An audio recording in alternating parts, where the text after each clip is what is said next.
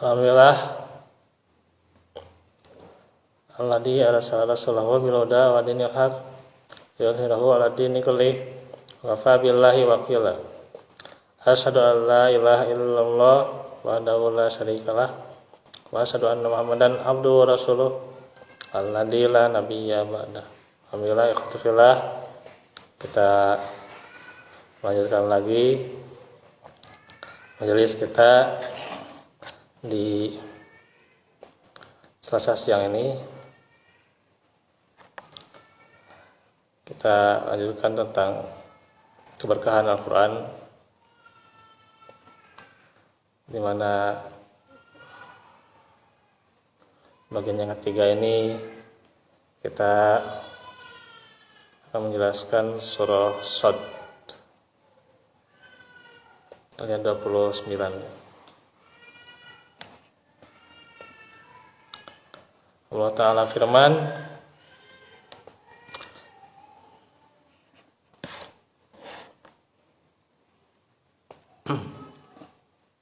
Kitabun anzalnahu ilaika mubarakun liyadabbaru ayatihi wa liyatadzakkara ulul albab. Ini adalah sebuah kitab yang kami turunkan kepadamu, penuh dengan berkah, supaya memperhatikan ayat-ayatnya dan supaya mendapat pelajaran orang-orang yang punya pikiran. Ini tentunya merupakan tujuan diturunkannya Al-Quran, yang antaranya supaya ditadabburi, perhatikan ayat-ayat Al-Quran per ayatnya, bukan hanya suratnya saja tapi ayat-ayatnya, dan juga mendapatkan pelajaran.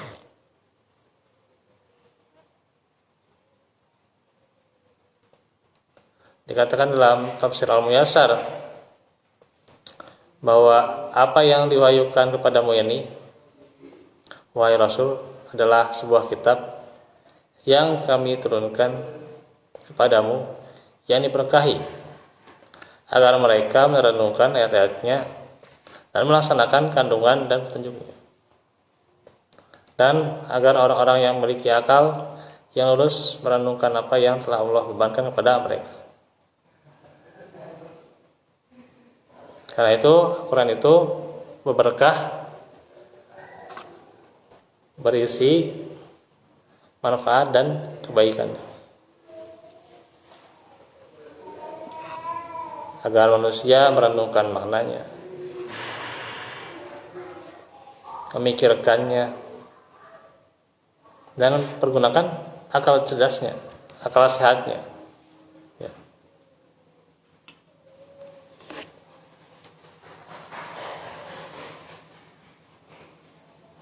Dan menjadikannya peringatan atas apa yang Allah turunkan bagi mereka dan hidayah yang telah Allah tunjukkan pada mereka.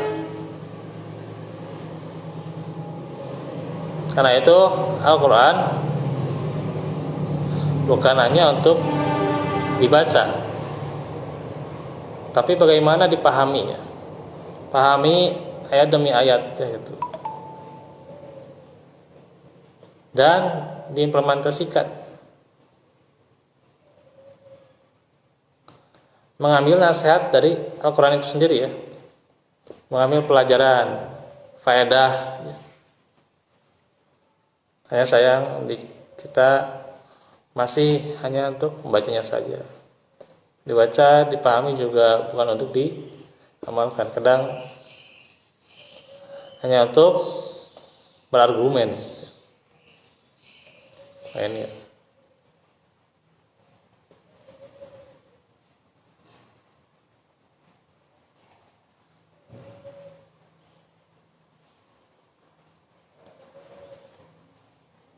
Al-Quran itu terdapat banyak kebaikan, dan ilmu yang banyak, dan di dalamnya terdapat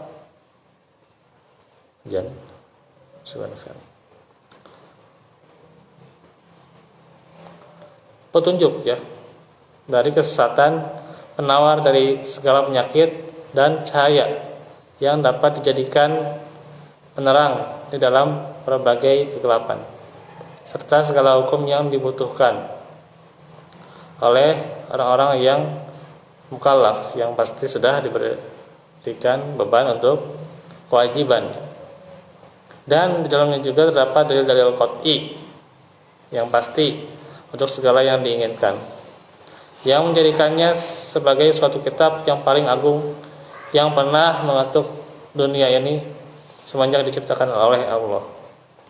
Supaya perhatikan ayat-ayatnya, yaitu adalah hikmah diturunkannya Al-Quran, yaitu agar manusia merenungkan ayat-ayatnya, lalu mereka mendapatkan ilmunya, dan agar mereka menghayati rahasia-rahasia dan hikmah-hikmahnya.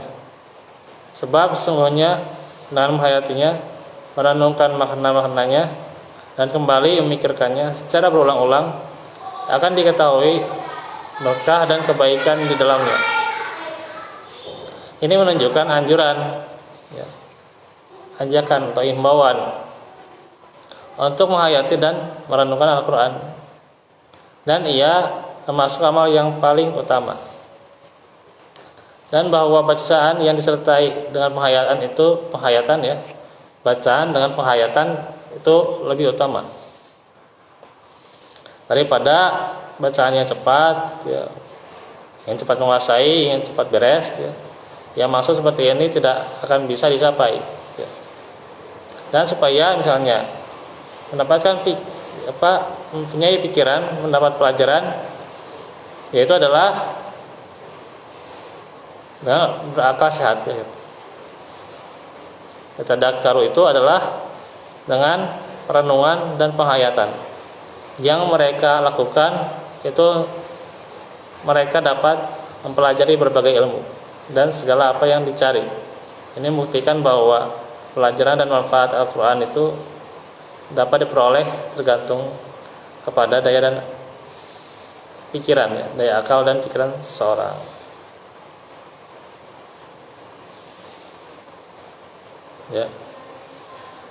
Kemudian juga Kitabun Anzalna, ini adalah sebuah kitab, itu menjadi khobar dari mubtada yang tidak disebutkan, yakni ini kitab yang kami turunkan kepadamu supaya mereka perhatikan. Asal lafalnya itu adalah yadabbaru,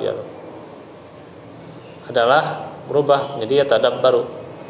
Huruf ta diidghamkan kepada huruf dal sehingga menjadi yadabbaru, Yadabbaru adalah yatadabbaru asalnya itu, tapi karena diidghamkan jadi yadabbaru.